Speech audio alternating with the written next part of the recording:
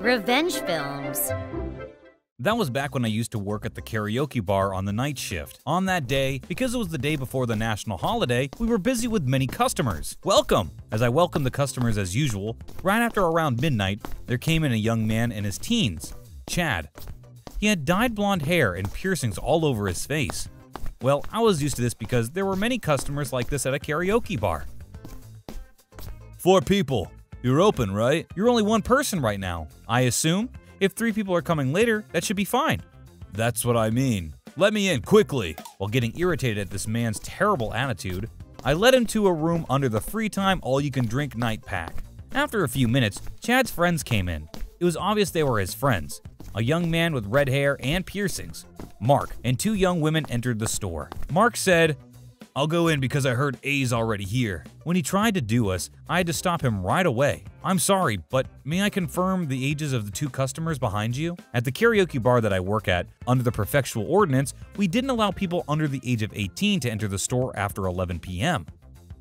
Of course, children were not allowed to enter the store, and by checking the ages of people who looked like high schoolers, we had the privilege to refuse some customers. Huh? We don't have anything like that. Come on! I'm sorry, but we don't allow customers under the age of 18 to enter the store at this time. I don't care about that. Weren't you trained to put customers first? Age doesn't matter, does it? We have strict rules under the prefectural ordinance of juvenile protection. So, I'm saying I don't care. You should just keep your mouth shut, you annoying jerk. B tried to ignore me and got into the room. But if I had let them into the store knowing that they were high schoolers, under the prefectural ordinance of juvenile protection, we might be forced to close our store at worst cases.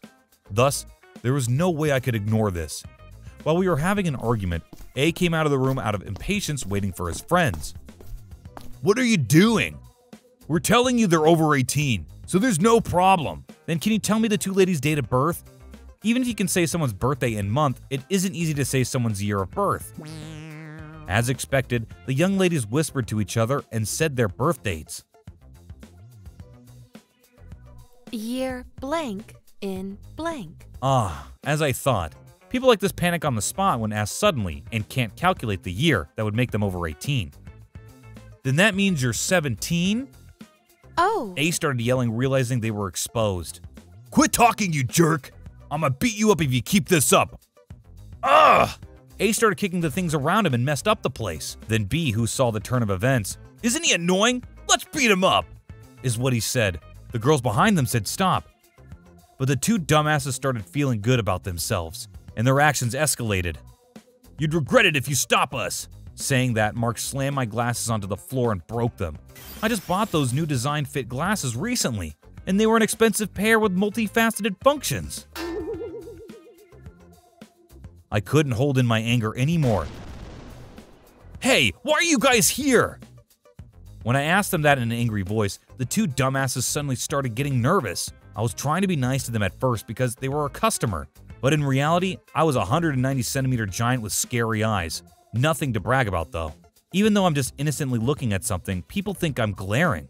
Of course, I wore glasses because I had bad eyesight, but it was also an important item of mine to soften the look of my sharp eyes. After scaring them with my glare, Mark said, "Tch, it was a waste of time. Let's go," and tried to go home. So I said, "You haven't paid for it yet." "Huh? We didn't even use the booth." The first customer said he would use the store with 4 people, so I had to prepare a room for that amount of people. Then Chad said, "But we didn't sing. We didn't use the room." No matter whether you use the room or not, I had to turn down other customers who came in after you. And this room comes with free time all-you-can-drink pack. It's the day before the national holiday, so it's a little more expensive than usual, but that would be $125 altogether. Huh? Quit fooling around! We're going home. After saying that, the dumbasses tried to get into the elevator. I ran after them right away and pressed the button so that the elevator door won't close. Hey, what are you doing? Don't think you can go home without paying. Kicking things around and breaking my glasses.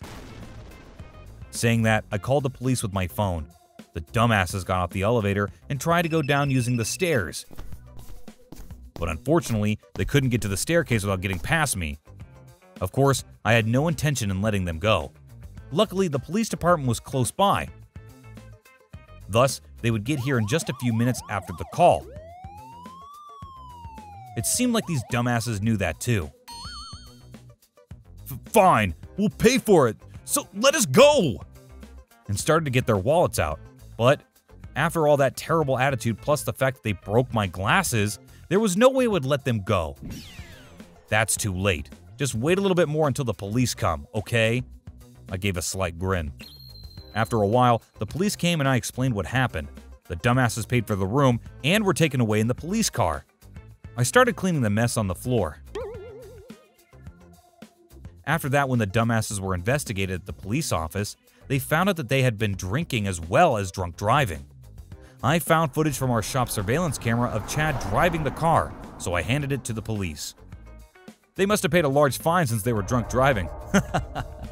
At the end, the police investigated the schools that both the boys and girls went to, and although they weren't suspended, I heard they were given a big punishment. Well, I guess it was better this time that the girls were not as bad as the boys.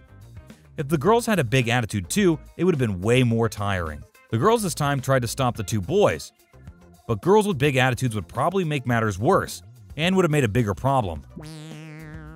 Anyway, although I thought this was the end of the incident, the parents of the dumbasses came to the store thereafter.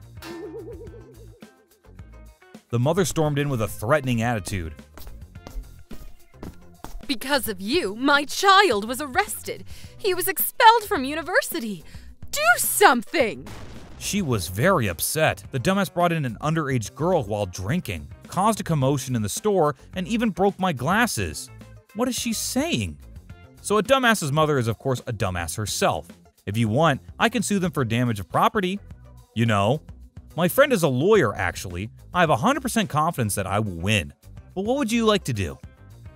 After that, she went home with a rolled up back. The only thing that made things better was that the father was a decent man. After that, the father heard what had happened from the police and came to the store to apologize. He brought money in an envelope for the compensation of my broken glasses. There are really many types of customers who come to the karaoke bar at midnight. Many come after drinking at a different store, so there are many customers who are drunk, whom I cannot understand what they are saying, and some who cause a commotion. Still, I thought from the bottom of my heart that I didn't want to get involved with something like this ever again.